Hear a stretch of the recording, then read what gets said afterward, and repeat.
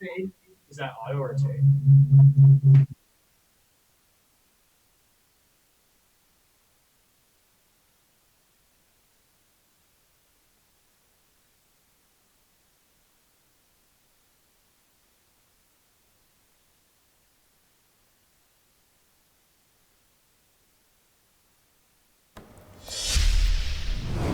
Hey everybody, how's it going? It is Thursday. Let's Very see. good. Last preseason game day for the NFL. Yep.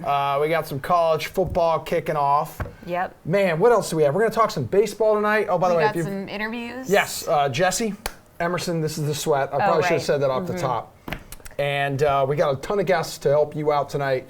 With NFL, with college football, and with baseball. So yes, a lot of guests though too. Let's start with NFL though. Oh, How about that? Good idea. Okay, so our NFL panel's here: Reed Fowler and Jeff Ulrich from DK Live, and the fantasy girl herself, Yeah, she's Rosalie back! Michaels. Woo! Rosalie is back. Okay. It must be football season. NFL Take Your Pick is where we're starting, guys. So who do you like in tonight's preseason games at these positions? Quarterback? You want quarterback first? Yeah. And let's go. Let's start with Jeff. This one's dependent on what the Saints do. If they hold out Teddy Bridgewater, even if they do play Bridgewater, who's been dealing with an illness, I still think Taysom Hill is going to be a great pick tonight. I mean, obviously you get the run factor, but he should play the majority of the game. I don't think they're going to. They already know what they have in Teddy Bridgewater. This has generally been the time where they want to try and develop Taysom Hill as a quarterback position, even though he's going to be kind of a jack of all trades during the regular season. He's been terrific. I mean, in limited spurts this year, he's definitely shown a little bit of improvement. Obviously brings a huge running edge, which is kind of why I lean him over some of the other picks. There are a lot of places you can go at quarterback. Stidham for the Patriots is obviously going to play a lot. Doesn't look like Hoyer's going to go. So I would lean Taysom Hill. Might want to check the Bridgewater news, but I do think he makes for a top play tonight for sure. Really? I could swear I thought you were going to go with Gardner Minshew with the Jaguars. I mean, look, the Jaguars are crap preseason. The good teams don't care about preseason.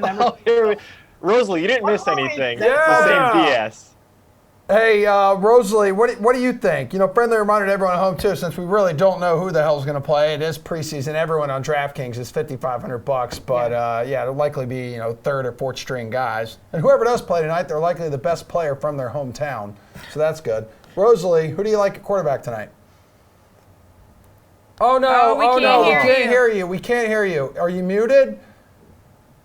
Okay, we'll go to Reed. Let's go to Reed first. You figure it out, young lady. We're in preseason we got form. to say the best for last with Rosalie, but I'm going to go Trace McSorley with the Ravens in Baltimore. This guy's been balling out all preseason, along with Lamar Jackson. You can kind of see him high on in terms of that division and that team. Obviously, Baltimore's a pick of mine to outperform a lot of what a lot of people think what they're going to do in the regular season. But you just look at what this guy has been doing, along with Justice Hill and some of these guys. He's been playing extremely well. He's been rushing it. Maybe not as good as Lamar Jackson, but I think Trace McSorley against Washington is going to be a solid pick. If you look at Indianapolis as well, Chad Kelly, they want to see what they got with this guy. He's had some issues coming out, off the field. They're bringing in Brock Osweiler, some of these other guys, Brandon Weeden, and trying them out with the Andrew Luck retirement. So he'd be the other guy. Jeff, who do you like for running back here? Let's move to the running back position. Yeah, I'm going to go with James Butler from the Oakland Raiders. Again, it's just kind of a workload thing. I mean, Doug Martin is on the verge of getting cut.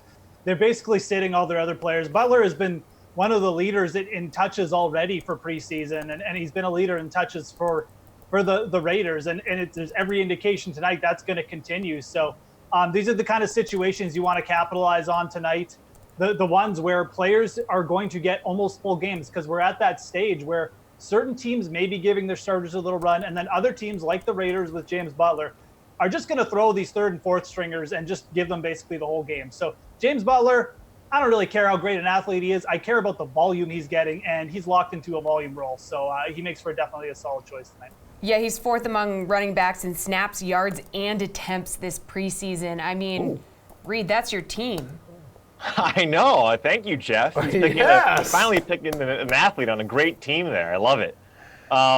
Look, Mike Boone is the guy that I'm going with in Minnesota. I mean, it's Dalvin Cook. I don't know if there's such thing as called running back talk, but Dalvin Cook said Mike Boone is his clone.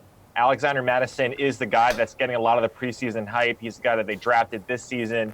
Mike Boone has been playing extremely well. 10 carries, 41 yards last week, and he's fighting for that spot with Henderson. It looks like Amir Abdullah is going to make that team.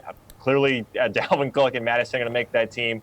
There's one more spot, and Boone and these guys are going to get. Boone's probably going to get 2 quarters. Henderson's probably going to get 2 quarters. So they're going to get a lot of carries in the double digits, and I like that. Again, volume is king in football, especially in the preseason. Go with Mike Boone. How about wide receiver here, guys? Jeff, what do you think as we await? Hopefully, Rosalie's mic will work eventually. Would love to hear from her. Yeah, I mean, we had 6 months to get ready for Rosalie's return. Anyways, well, I'm going to stick with the Saints. The Saints actually have a pretty big implied team total tonight if you're actually gone as far to look at the team odds, which I did. It's sticking with the Saints at wide receiver. Cyril Grayson, again, you probably never heard of him, but the dude is really fast, and he's clicked with Taysom Hill already for a couple long plays in the preseason, which you like to see because these two will be playing a lot together tonight. I have no reason to think Grayson's not going to be getting a lot of run. Again, the Saints are one of these teams that they're just sitting the starters basically. So, I really like this play. Again, especially if you're playing the big tournaments, pairing Hill with Cyril Grayson makes a lot of sense. If you get that one big play or like a 50-yard touchdown, you're way ahead of the pack. So give me some Cyril. Reed, who are you going to give us? Didn't Jeff wear this shirt earlier this week? It doesn't matter. No, you're actually strict rotation, Reed. I have not worked this shirt on the show. I'm actually going Jacoby Myers. You talk about over/under. If we want to look at spreads and numbers there, this is probably one of the higher implied game totals at 35. And Jacoby Myers, I mean, he might be chalk. I don't know if that's such a thing in preseason. Yeah, this guy's been fantastic. Whether it's Stidham or Hoyer, whoever is out there, it looks like Stidham is probably going to make this team. And if they want to ship Hoyer and show what he's got and the chops that he's got, then he might be playing quite a bit. And even though Stidham has that connection with Myers, you look at Hoyer, he is a proven quarterback in the NFL. Jacoby Myers in that game total at 35 is going to be a good one. So I like him there. And if you want to go GPPs, I like Javon Wims as well in Chicago. He didn't do that well last week, but the week before in week 2 went 5 for 64. And he's been a preseason guy even last year as well. So Javon Wims in those small tournaments. I still think Myers is going to be a good play too, but it looks like Josh Gordon might actually be suiting up tonight, probably just to get him some work, just something to take note of. I don't know if I'd play him at all, but just something. Okay, I'll keep that in mind. Yeah, Jacoby Myers, that's a pretty good story though. Undrafted kid, and he's had a pretty damn good preseason. Yeah. Is he from UCF? He's not from UCF. Just kidding. Go ahead. You want to ask him about tight end? Let's talk about tight ends. Jeff, who are you going with here? I mean, this is like probably going to be the chalkiest play of the night, but it's Tanner Hudson. I mean, there's just not much else to go with on that team, right? So the Bucs, obviously, I'm talking about here, but I mean, OJ Howard's not going to be playing. Cameron Brate. There is some talk that Hudson's been so good in the preseason that the Bucs might actually end up limiting him in this game and not playing him more than a quarter. So that was why I just read that just as we came on from one of the beat reporters. So take that with a grain of salt. I still think that he's probably going to be fairly productive. But if you're in large GPPs, fading a guy who's going to be as popular as him, it might actually make a lot of sense. I've obviously brought him up now, and now I'm talking him down. But that's kind of what you have to roll with preseason. You get late-breaking news. Tanner Hudson's been super productive, though. So even if you are going with him, I feel like it's probably still going to work out for you, even if you don't get, like, the massive game. He's just been so productive. He's like Mike Boone. Obviously a solid enough player taking advantage of playing against the backups. So Tanner Hudson should be on your radar, maybe a fade in big GPPs though. Reed, what do you think? Tanner Hudson definitely going to be the most owned TE, so you going somewhere else? Yeah, Jordan Thomas in Houston, again, a guy who's fighting for that position. He was a 6th-round pick in the 2018 draft, 4 touchdowns in 16 games last season, so he's got some NFL experience. You want to look at this game, and the Rams, doesn't matter what, third string, second string, what they're deploying out there. They're going to be playing at a high clip. Their second and third string guys might even be better than some second string guys on most teams. So I like that call. And again, all these receivers too. Kiki Kuti is out. Will Fuller's questionable. Like, these guys aren't going to play, but Jordan Thomas is a guy that is going to be, if you're looking for that swerve off of Tanner, I think Jordan Thomas in Houston is a good one to go after in those bigger GPPs. All right, guys. Last time in 2019, I will ask you for a preseason slate-approved pick. All 16, all 32 teams are playing tonight. Who is your slate-approved pick, Jeff? I'm going to go with Taysom Hill. Again, the rushing upside, if he gets into the end zone there, I think you're going to see a big game from him tonight. It's the former BYU guy, right? I believe it is. He played like 8 years in college. Reed? It's true, he did play a lot. Yeah. Trace McSorley. He's the guy in Baltimore, quarterback, fantastic. He's been great all preseason, so give me Trace. He's from Penn State. He's not from UCF, though, Reed. No, I know. Oh, wow. Come on, Reed. Wake up. Excellent work, guys. Good stuff. We'll have you back on. More NFL And to hopefully come. Rosalie, too. Yes. She's still in preseason form with her computer. Yeah, aren't we all? But yeah, so hopefully we'll have all three of you back later. Plenty more to come on the sweat, including your Yeah, I got a nice interview with Ike Taylor, Yeah. two-time Super Bowl champion. Stay tuned. Listen. Hey, I'm Tara Lenizak here with your DraftKings Fantasy Flash. The Brooklyn Nets' Wilson Chandler has been suspended 25 games after testing positive for performance-enhancing drugs. Chandler signed a one-year deal last month with the Nets as he was set to become a key piece of the Brooklyn bench in a revamped offseason. The 32-year-old averaged 6 points and 4.2 rebounds while playing in 51 games for the 76ers and Clippers last season. Chandler will start the season on the active list and move to suspension list after the 5th game. This allows the Nets, who have 15 guaranteed contracts, to add a 16th player after that game. This will leave more minutes to be distributed amongst guys like Karis LeVert, Taurean Prince, and Joe Harris. Chandler will be eligible to return from suspension on December 15th when the Nets host the Philadelphia 76ers. All right, it's not every day we have a two-time Super Bowl champion here on our air at DraftKings, but today is one of those days. Ike Taylor, it is good to talk to you, my friend. Thanks for being here. What's up, man? Thanks for the invite. Hey, not a problem, man. You are invited and you can come here anytime. Just let me know. We just talked about you in Boston, so let me know what that Boston market looking like. Absolutely, and you can crash with me and my wife and my dog. It's not a problem whatsoever. Okay, so let's get to the questions. You had an amazing career with the Steelers. I mean, pulling in accolades left and right. So what is your favorite memory from your playing days? It's the locker room. It's spending time with the guys. It's sleeping in the locker room. It's not going to bed at 10, 12 o'clock at night because we all chilling at the facility. It was just the bond we had, you know? Like, our bond was like no other. So that's what I miss. I don't miss the game. I miss my teammates. I miss the bonding moments. I miss the time we had. I miss the picking on each other. I miss the going to each other camps in the off season, trying out different foods from whichever teammate city it was. It's a few things I just miss, and that's one of the things I miss, like just the bond and the brotherhood of my teammates.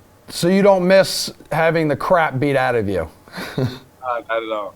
Not at all. That's why I play defense. We tried to apply the pressure, not the Yeah, that's right. apply us. Nice. You did a hell of a good job with it. So as for this year's Steelers team, though, I mean, we got no Le'Veon Bell here. We got no Antonio Brown. So what are the chances, though, their departures will be a good thing for this team? Man, you see all them boys gelling? It's a good-looking team, especially that defense. I text Coach Mike Tomlin.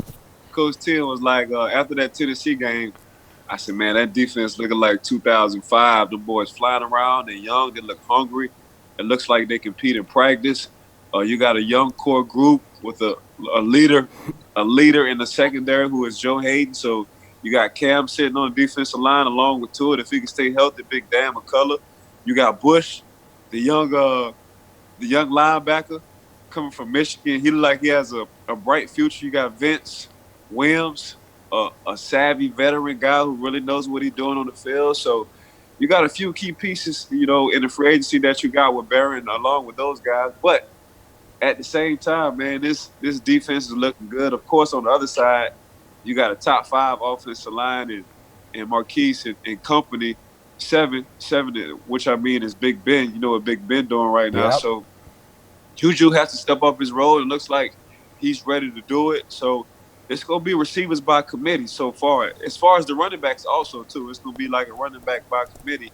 Even though James Conner, you know, made the Pro Bowl last year, which I think he should have, but at the same time, you still want to keep him healthy and fresh. So now you get a Samuel and other few young running backs who can help and preserve him for the stretch. Yeah, James Conner, I mean, what an incredible story he was last year. But you mentioned Juju Smith-Schuster having to step up because Antonio Brown is now in Oakland. How successful do you think he will be under John Gruden out west? You know, John Gruden, if it's one receiver that he likes Antonio Brown. Even with I know I've seen it on Hard Knocks. Like, he loves this guy.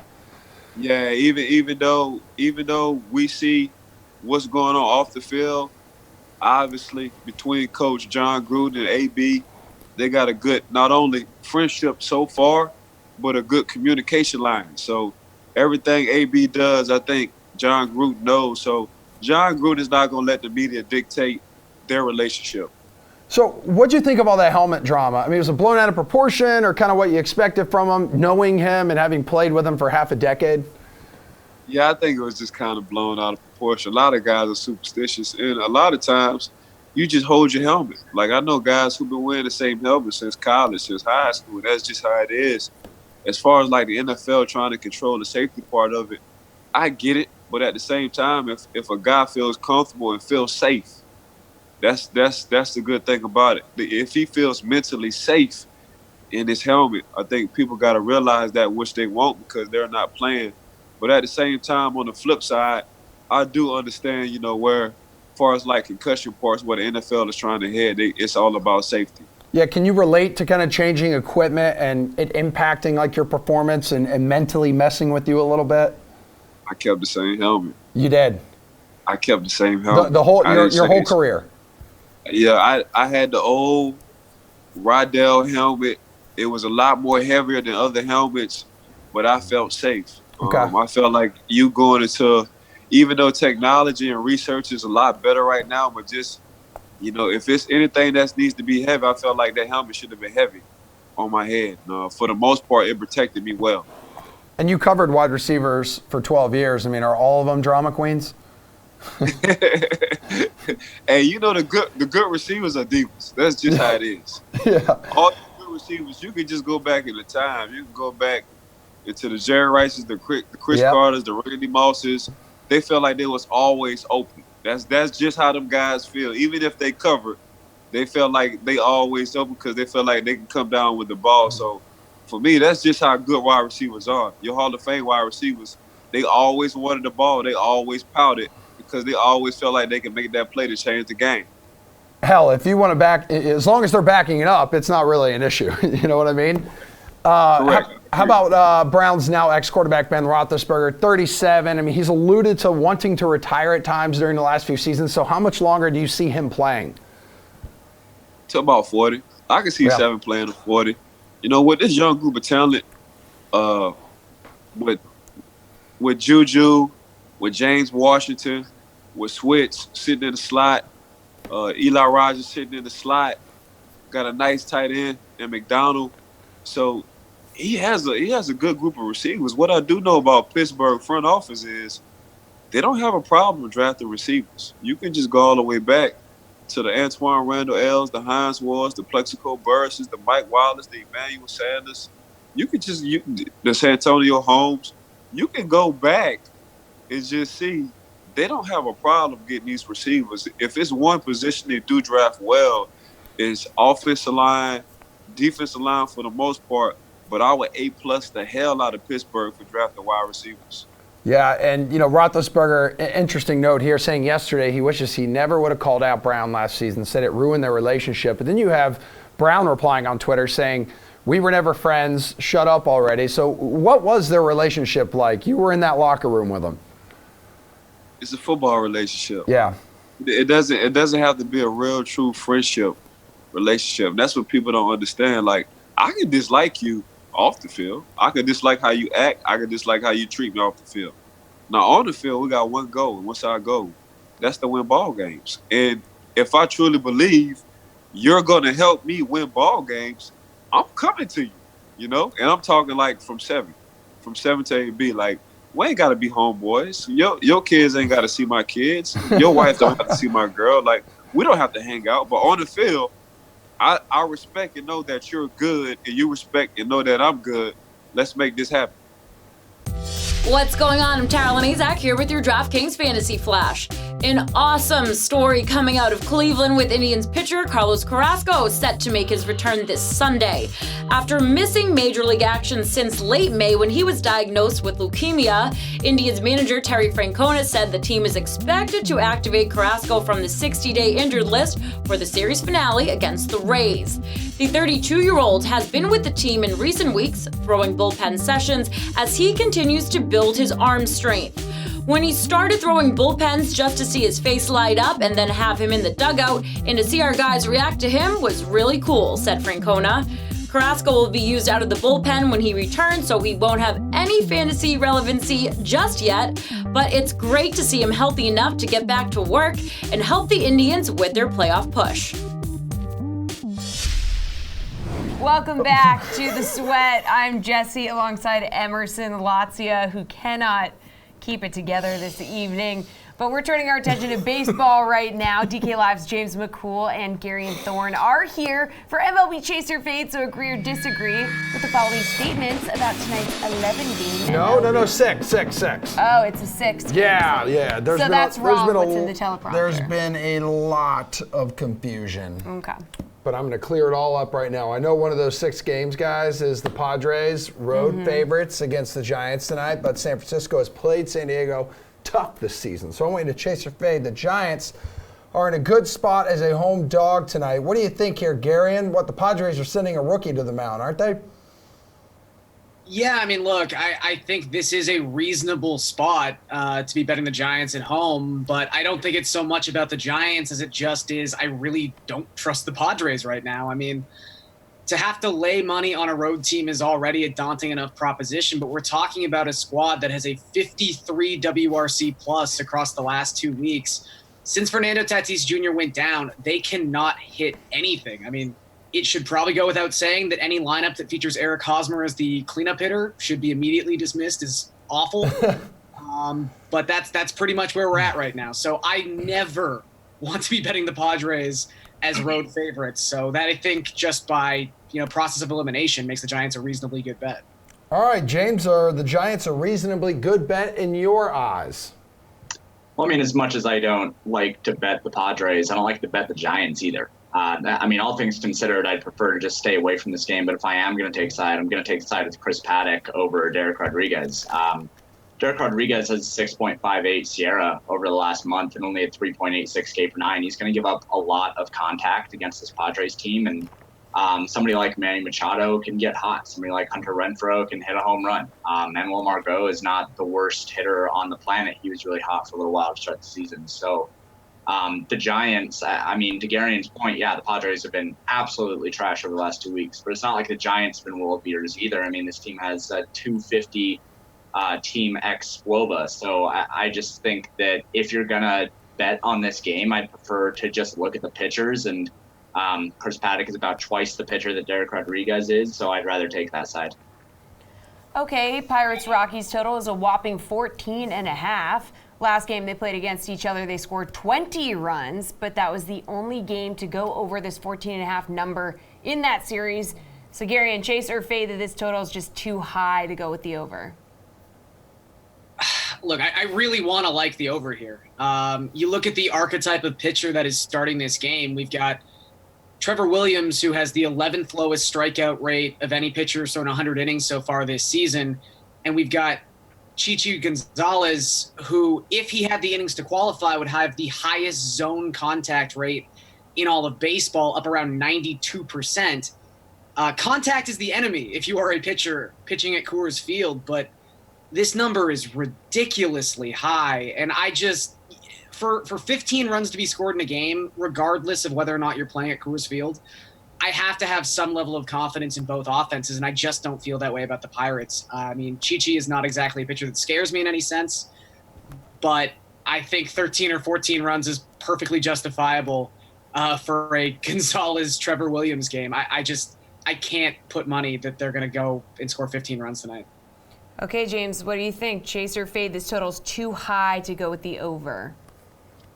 It is really, really high. And we're kind of talking about like a very low outcome situation where any combination of teams is going to score 15 runs. But if anybody is going to score 15 plus runs, it's going to be against Gigi Gonzalez and Trevor Williams. And not even to mention that, the bullpens for both of these teams are two of the worst in the league. I mean, the Rockies have a bullpen that is giving up a 487 slugging percentage to opposing teams, and the Pirates have one that's giving up 468. So these are both two very, very below average bullpens with two pitchers that don't even really deserve to be in the league. I mean, combined, these guys have nearly a 14.5 Sierra, which is really, really high. So, I mean, if ERA predictors are saying that these guys should be giving up about 14 runs, the bullpens behind them are two of the worst in the league, and we have two teams that can take advantage of a lot of contact. I like the over a lot. It is a significant over for sure. But if you don't want to bet that, just stack them in DFS. Just stack this game up however you want, and that's how you can get examples for the over. Garion, Jeff McNeil has been a hit machine for the Mets this season when he hasn't been on the injured list. He added 3 hits last night. He's plus 188 to go over 1.5 hits this evening. Chase or fade, McNeil will, in fact, pick up another multi-hit game tonight. Yeah, actually, of the 3 bets we've talked about so far, I think I feel the strongest about this one, and I really want to chase this heavily. I mean, you look at John Lester and his struggles so far in August. Through 5 starts, he's given up the highest expected batting average to left-handed bats at 439. So the left-on-left thing should not scare you away. Not that really, you know, at least from a contact perspective, not necessarily a power perspective, but from a contact perspective, McNeil's had no issues left on left so far this season. And the great thing about this type of bet with Jeff McNeil is for a lot of the best hitters in baseball, you run the risk of them drawing a walk or two in a 5-plate appearance performance, where Jeff McNeil has the highest swing rate of any player in baseball at 59.1%. He's not going to walk. He's going to attempt to get these base hits. And I think that all combined with his placement in the top of the Mets order, I really like this bet a lot for plus 188. James, he's atop the National League in batting average here. Is he going to pick up another multi-hit game tonight? Yeah, I think Garion hit everything. I mean, this guy swings at everything. He has a really high expected WOBA at 389, even in this split of lefty on lefty. John Lester allows a lot of contact and doesn't get lefties out very well. So, I mean, I don't think that I really need to add too much to this. There's not going to be a huge – we don't have to worry about the power here, and Jeff McNeil does get a lot of hits and does swing a lot. So I think at plus 188, I don't mind chasing this at all. The Reds are minus 175 road favorites against the Marlins tonight, but you can get starter Alex Wood at plus 130 odds to pick up the win. So chase or fade, Garion, that going with the Wood player prop is a good choice tonight. Good might be a strong word. Favorable, I guess. I mean, look, this is kind of just betting against the Marlins, which I can understand. This is a team that, you know, even though the Tigers are really trying to catch him, still have the worst WOBA in all of baseball. They're tied for worst WRC plus. They're not exactly an offensive juggernaut, but Alex Wood has been awful. And look, he's someone who, like, the Astros wouldn't touch from like a pitch mix perspective. He relies heavily on his sinker, and it's been awful so far this season. I mean, he's only got a 31% ground ball rate on his sinker through his first 6 starts. If it's not even getting ground balls, we're just at the point where I don't really know what to do with Wood. I don't really trust him. But plus 130 are decent odds, I guess, for this win. I don't know. I wouldn't personally want to touch this at all, but if I had to, it's not a terrible bet because it's the Miami Marlins. James, where do you sit on the Wood player prop between good and favorable? I actually think it's better than good.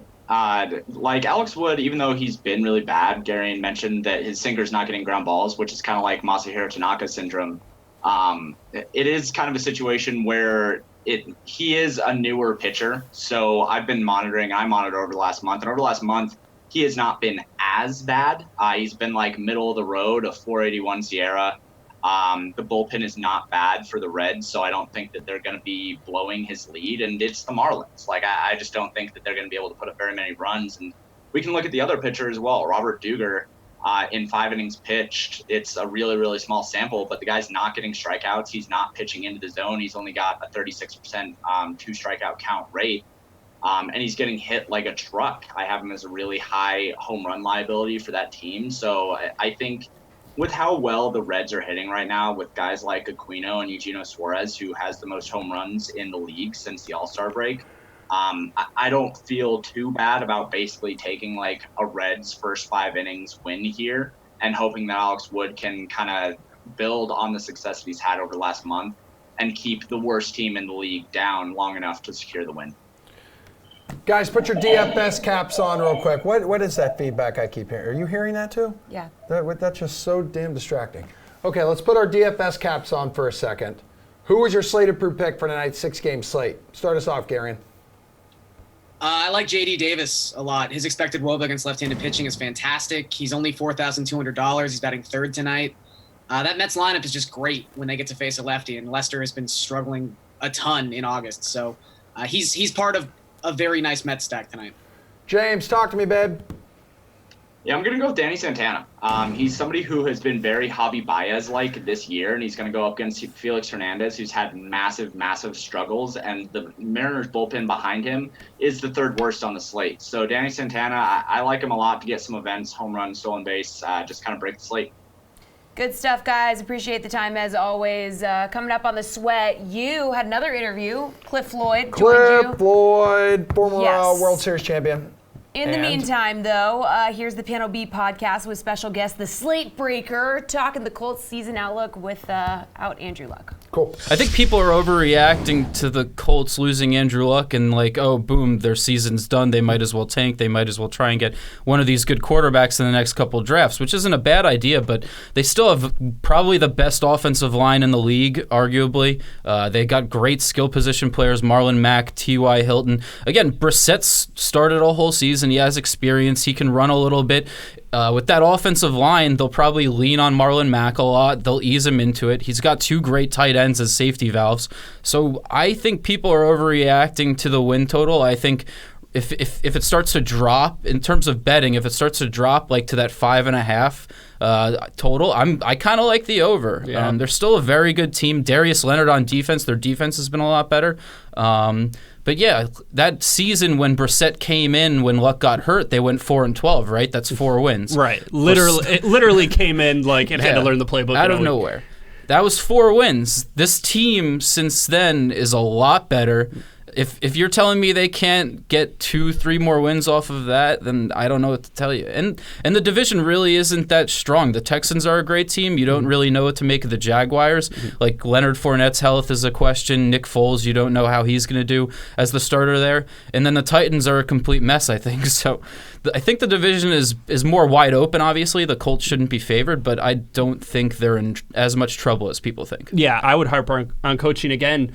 When you look at the other coaches in this division, I don't think really any of them are on the level that Frank Reich is in terms of game planning and matchup based coaching. So I think that's going to put them in a really good spot as well. So, I understand the rush when the news broke to try and get in on the under for under 9.5. Like if 9.5 was still the number, I get that, But now that it's kind of leveled out at about 6.5, I'm looking at this team as a 500, a team that could go 500. Right, yeah.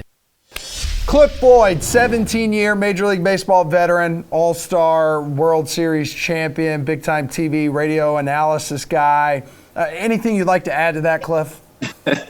No, you actually hit it on the head. Actually, I'm trying to be daddy of the year, so daddy daycare has been. Okay, cool. That's important.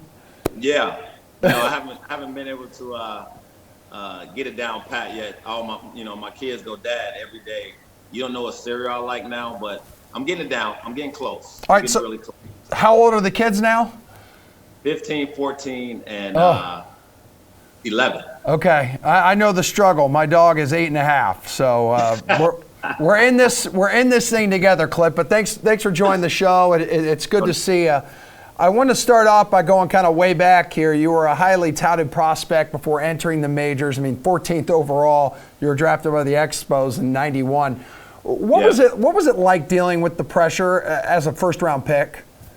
When I look back on it, it really wasn't the pressure of being a first round pick. I think it was more of what was about to happen, and as far as my play and getting a chance to be around athletes that's on the same level as me, and that was sort of the scary part. Is when my dad told me, "Look, this is not high school anymore. This is not you being, separated from the other group as being one of the, top prospects coming out of the area and so on and so forth." So I think when he told me that, it shook me a little bit to say, hey, it's time to grow up. Even though I was only 18 years old, it was time to grow up and put my big boy pants on and get out there and do what I needed to do.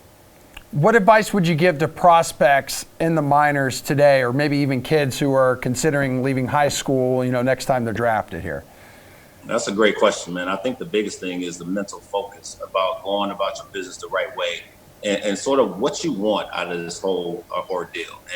And meaning that when you start this whole process, when you go down this road of wanting to get to the big leagues, as you hear from every kid that says my ultimate goal is to get to the big leagues, what do you want out of it? Are you going to put wholeheartedly every effort in your body to go out there and get it done? Are you having a vision as far as what you're going to set for yourself as far as a work ethic and so on and so forth? So I think that's the biggest thing is diving into all the hard work that it takes. And if I had the chance to do it all over again, I would give myself that same advice, is to dive into the hard work it's going to take to not just get to the league, because a lot of guys can get to the league. It's about longevity. It's about staying in the league and achieving all the goals that you set for yourself. So as you make time for yourself as a youngster, you have to make time for yourself to understand the regimen that's going to be asked for you to go out there, and not asked you from anybody. You don't want this coming from a coach. You don't want this regimen coming from the strength coach. You don't want this coming from your dad or your mom or your sister. Nobody. Or your homeboys. Nobody. You want this regimen coming from yourself to go out there and be the best you can every time you step on that field. And if you wholeheartedly put the work in, I promise you that at the end of the day, it's going to all work out for you. Now, look, when I say promise you, meaning, everything has to work accordingly and everything has to fit to the plan and so on and so forth with that organization. But if you put the hard work in, I haven't seen too many people in my 18 years of being at the big league level fail with the hard work put in and consistently trusting that, it's coming from, the passion you have to stay in the league. So I think it's a long-winded answer, but I think it's needed for those dudes that's trying to get there and stay. Yeah, and you found success early and often, Cliff. You were on the Expos during the '94 strike-shortened season. You guys were pretty damn good that year too, finishing 74-40. There was no World Series, but how often do you think you guys could have won it all that year? I think about it a lot. I think the biggest thing is when you see so many people that are from Montreal. I work up in Toronto now for Sportsnet, doing pre and post for the Jays. And you have a lot of Montreal, people that come through, and they talk about 1994. They don't have baseball there, so for them to get baseball in, they come to Toronto or they go to Buffalo, where they have a AAA team for the Jays there. So the frustrating thing is, I knew how good we were. I think when you look at what we had and how we went about our business, it was so good to be on a team where you can learn so much and you can understand the importance of building something that we had. We had a dynasty. We had a dynasty in the makings. As far as we had the old guys, and they weren't old. They was just the veteran Latin type of players. And then you had the young guys. And then you had everything that you needed from a bullpen standpoint. So when you look at everything today, as I did when I was a youngster back then, it would sort of let you know how dynasties are built. And we had just swept the Braves. You mentioned our record. And our record said a lot about who we were as a team. And we were just building off that. I'm almost certain.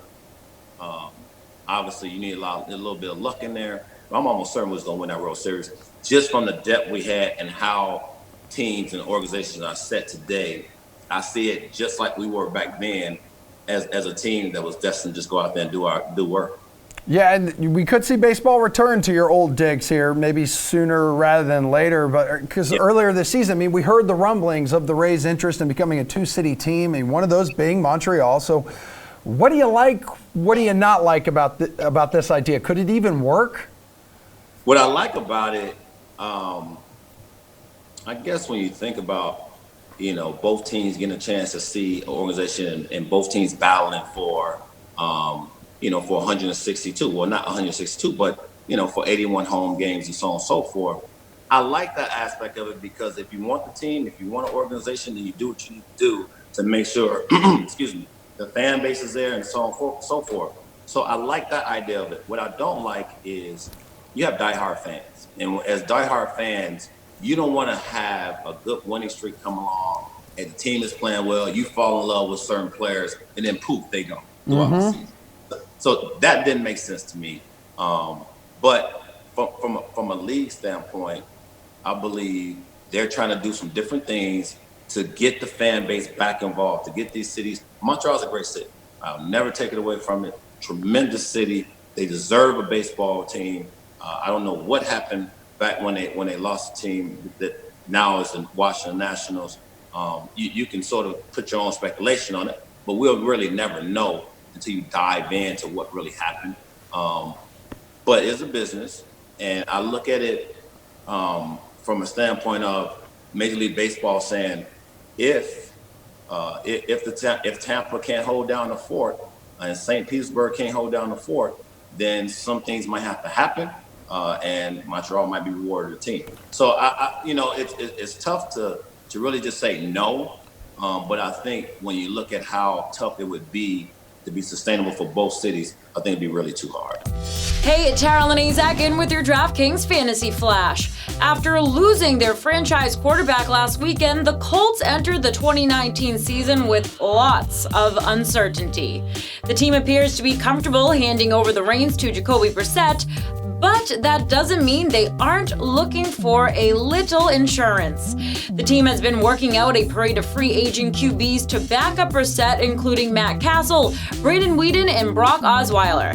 Osweiler has been the most active out of the three. He's made over 30 starts over the last 4 years between the Broncos, Texans, and Dolphins. The 28-year-old has shown flashes of success at times during his career, but obviously never lived up to the $72 million contract the Texans gave him in 2016. A quarterback competition is something the Colts really haven't had in almost 2 decades, thanks to Manning and Luck, so bringing in a backup to potentially challenge their starter is uncharted territory for Indianapolis. All right, all this talk about NFL football last week of the preseason. Can we not sleep on college football here? Those of us from the South, it is in our blood, and I absolutely. Florida's the South, but continue. I'm just saying, like, I'm from the South, and we love college football, and I know that stamp was put up. You're from Florida. I know, that's the South. Anyway, I don't know if I can even say my school name because of legalities and stuff like that. Yeah, you can't. I don't know. Anyway, okay. Ben Rasa, contributor to Awesemo.com. It's good to have you here. Thanks for being here to talk some college football with us. I know we're going to look at some odds for some key college football matchups this weekend. Yes, so one game you have your eye on is Oregon-Auburn. The Tigers are 4-point favorites. It also has a total set at 56. So what stands out to you about this game and which bets interest you? Yeah, it's going to be a good one. We got Oregon, top O-line, I think, in the country against Auburn, who always has the top D-line. To me, the difference is just the experience at quarterback. Oregon returns Herbert, really experienced. Auburn starting a true freshman in Bo Nix. So I think I'll take the points. It's a neutral site game. Auburn might have a slight crowd advantage, but overall, I think that the Ducks can actually win the game. All right, how about another game you're focused on here? Oklahoma and Houston, which is expected to be a barn burner, real barn burner. They say. 80-point total.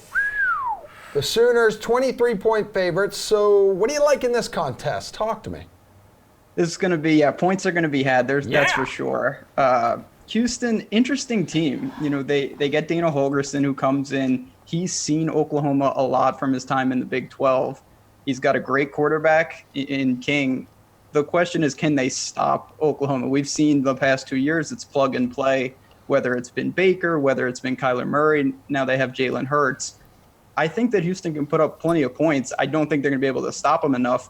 But when you're getting 3 touchdowns plus, I'll take the points with Houston and think that they can hang in, even if it's ultimately going to be a loss. Okay, a number of games on the schedule this weekend starting tonight. So looking at the whole college football schedule, where could we find some upset potential? Oh, good question. This, week one, there's always a lot of unknowns. And tomorrow night, we get Purdue. It's a weird spot. They go all the way out to Nevada. They're going to Reno to take on, Nevada. And they're an 11-point favorite on the road here. They've lost a lot of guys. They have Rondell Moore back, and he's fantastic. But a lot of injuries. They're banged up already. And Nevada, they run the air raid offense. They're another team. I expect them to be able to move the ball at home. And I could see them, even though they're a double-digit dog, hanging in a tough place to play. I wouldn't be stunned to see Purdue actually slip up and start the year 0-1.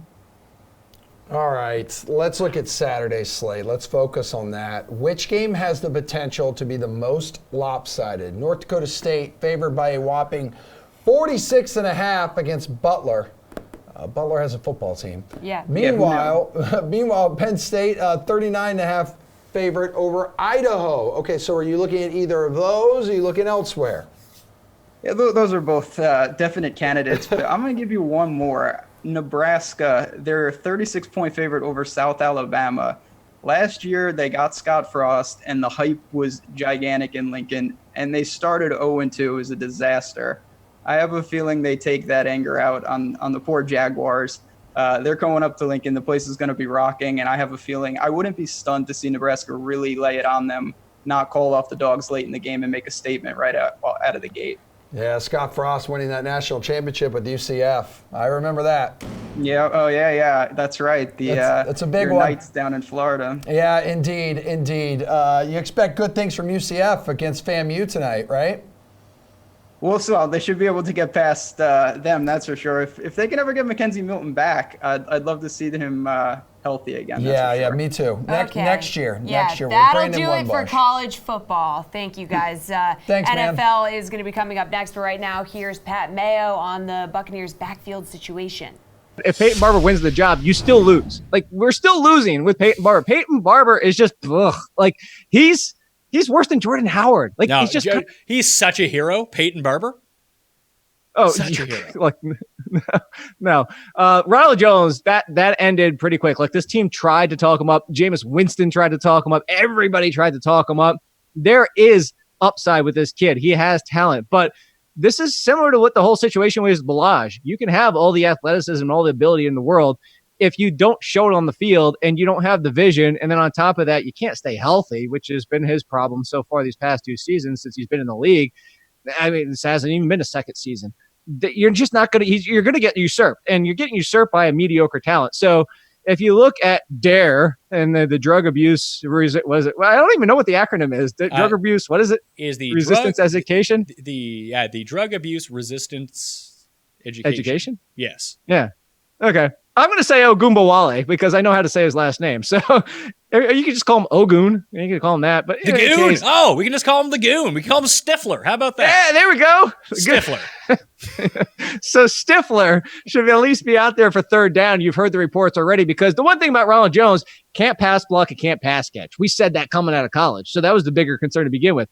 If the Goon, Stifler, is going to be out there for third down, he could trump Peyton Barber just because he's a better running back. He can trump him. He's going to go to Bruce Arians and be like, listen, I am the greatest receiver on this team out of the backfield. Many people say so. Believe me, I'm the best. He's going to build a wall on the sideline in front of Peyton Barber so he can't get on the field. No, that guy's too sharp. He'll get around it. He'll have a ladder.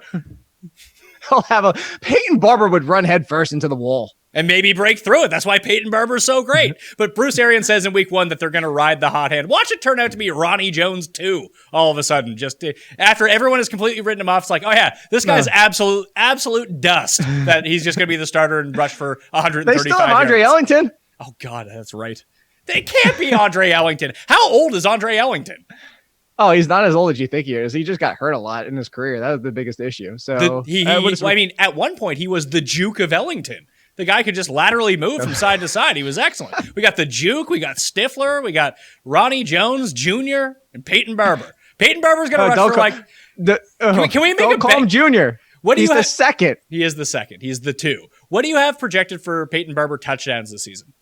I don't want to say it's more than 4. It's somewhere right around there. I could tell you if I pull him up here. We'll go Peyton Barber. I have for 4.5. There you go. 4.5. Can I take the over on 4.5? We'll bet like $5 on it. Is that fine? Sure. I'll take the over. He's going to scum touchdowns, right? He's going to be the only guy in that offense that no one owns, and he's going to end up with like 12 touchdowns and like 800. Not even 800. He's going to have like 3 catches for 25 yards and like 700 carries for 700 yards and 12 touchdowns. Your yards are probably not that far off. Where did he go? Peyton Barber. Am I looking too high? I can't even find him now. I just found his touchdowns. I can't even find where he went. Oh, there he is. I have him for under 1,000 yards, but actually not by much, just because he's the lead option as of today. But to the point, I have Ogun or Stifler, whatever the hell we're calling him. Stifler. Is that where we're going with? We're going to call him Stifler. That just works out much easier for me. Okay. I'm going to welcome us in on this one, Yeah, and then you start. Yeah. All right. It's our NFL panel one more time tonight. The fantasy girl, Rosalie Michaels. This is technically her debut now. Yes. Her debut this season. We have her mic. It is working. Hear Yeah, me? I can hear you. I can hear Great. you. I can still hear Reed and Jeff, too. Fantastic. Yeah, so this is NFL seeing the future. So looking at future bets for the upcoming NFL season. So AFC wildcard team, who do you like? So some good odds, Ravens at plus 375, Jets plus 450, Texans plus 600, Titans plus 700. Who we going with here, Jeff? Yeah, I mean, it's kind of an interesting thing. I don't really like any of these teams that we got up on the thing. Oh, actually, there is one of them. Okay, never mind. I lied. I'd go with the Steelers. I like I said before on this show, I like the Browns to win that division. I think they got a pretty soft schedule, but you look at the Steelers, they still have such a good defense. You still have a veteran quarterback. I still like the talent in the backfield with a guy like Jalen Samuels. They drafted Deontay Johnson to replace Antonio Brown, who I think is going to develop into a stud one day. So there's just too much on this team for me not to just say that they're not going to make the playoffs, even though I do think that the Browns are going to win that division. I think it's going to be close. I think the Steelers under Mike Tomlin have had, basically no losing seasons for a long time. They've had a couple 8-8s, but I guess the team is going to be in the mix for the wild card till the very end. And I think at plus 425, it's a pretty good number, and I'd certainly take them over the Ravens. Who you going with here, Rosalie? That's why I am sitting in that same division, because that has to be the most highly contested one of the whole AFC, right? But I'm going to disagree with Jeff. Shocking, I know. Wow. You know what? I like the Steelers, but I think the Steelers win this division. They're too talented not to. The Browns, I like the Browns a lot. Everybody's on the Browns train. But I still think, for me, they're still a bit messy. It's kind of like that recipe. I like all the ingredients they've got, but I don't know that the recipe is just right just yet. So I think we got to get back in the kitchens and do some work, some magic in there, and figure out how to put that together. Do like the Browns, and they could surprise me. So I'm going for the Ravens here as the wild card, because I think that they're just too good on both sides of the ball. I'm excited to see what Lamar Jackson does this year, so I'm going Ravens. Okay, Reed, I know you're going to disagree with Jeff as well. Oh, yeah, 100%. And thank God Rosalie is here, the voice of reason between Jeff and I, the two knuckleheads of this show. But she's absolutely right. I think when you look at value, I agree with her. When you look at the value of the board, it doesn't really surprise you. And that's why the Chargers at plus 160 or plus 165, whatever they are, they're not going to dethrone Kansas City in the AFC West. It's just they have a stranglehold on that division. And so I like the Chargers, but the value isn't there. If there is a value that I do like, if it's not the Ravens, it's the Houston Texans. We talk about divisions that are up for grabs. At plus 600, the Texans, if they can keep Deshaun Watson upright, if everyone stays healthy, that defense has always been in the top 5 year over year. I know J.J. Watt and these guys haven't been able to stay healthy, and Whitney Merciless. But that division is up for grabs, and I really think that at that plus 600 number, you could see them in the fold in the playoffs, especially in the wild card. Well, speaking of wild card, let's talk about it on the NFC side. Who do you like here, Rosalie? You got some good odds. Seahawks plus 350, Vikings plus 425, 49ers plus 425, Bucks plus 800. Oh. Yeah, I can't touch the Bucks even with all that. I love long shots, but that one's going to hurt my heart. That's just throwing money away. I like the Seahawks here just because, I mean, the Rams are going to win that division, but the Seahawks are too good not to make the playoffs, you know, and Russell just made a whole lot of money, and I think he can make me a whole lot of money with that bet, too. What about you, Reed? Who tickles your fancy? You love Thanks, that. Emerson. Vikings plus 425. Sorry, Rosalie. That's okay. Yeah, okay. Look, the Vikings at plus 475. This is going to be a tough division, right? You got Green Bay, you get Chicago there, Detroit, meh. Hello down there. But you look at Minnesota at plus 425. Again, health is always a risk, right? Health is always a risk. And Kirk Cousins, that $84 million man, can he minimize those turnovers? And then when those 50-50 games come, and that's always been his issue, is that he can't get over those 50-50 games when the game is on the line and they have to get a fourth quarter drive. They're going to be in a ton of these games. They have the offense. Dalvin Cook looks healthy. They have the good running backs, stability. Stefanski and these guys, they have Gary Kubiak coming in as the offensive consultant. I think you have all the right pieces for Minnesota to take a leap forward, but I just don't think they win that division over Chicago, so I like them for the wild card. All right, Jeffrey, wrap us up here for the NFC wildcard team. I feel like I should be taking like the 49ers or Packers just to argue with these guys, but I'm actually going to go to the other division, NFC East. You look at the Cowboys and the Eagles, and I mean, I'm not even going to argue for one of these teams, but maybe just bet both at like plus 450 or plus 425, because I mean, $100 on both. I mean, whatever. If one of them makes it, you're going to get a really good return still. And look, Dallas and Philadelphia are going to be the dominant teams in that division. I mean, it just feels like there's such a big gap between them and the bottom two. So I kind of like taking that approach, maybe just betting them both. If you feel strongly that, like Dallas is in a better place to win the division, I guess bet Philly for the wild card and vice versa. But I really feel like if I was doing this bet, that is probably where I would go, because I just can't see, with the weakness of their division, like one of those teams just falling off and not at least being in the wild card race. So give me Dallas or Philly, I guess. Okay, starting to run out of time here, but not quite. 3 minutes. So 2 more questions. Conference winner in the AFC, New England is plus 300, KC is plus 375. Those are the clear. Because this one's going to be really simple. Well, Jacksonville plus 1,600. Okay, okay. That's my guy. All right, Jeff, Okay, Jeff, take it away. Jeff. Yeah, go ahead, Jeff. Jacksonville. Yep. That's it? Okay. Reed? That's it.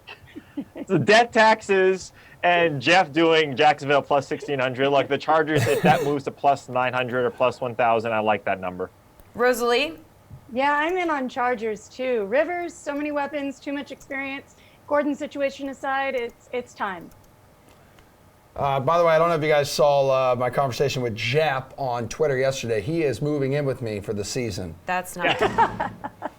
All the Thank Jaguars you. fans Exactly. together. I'm just going to text my wife on the plane ride down. So Yeah, he's just going to be like, hey, sorry, you have to take care of our twin daughters for football season. here to help. Yeah, she Jesse, would love the dog's that. here.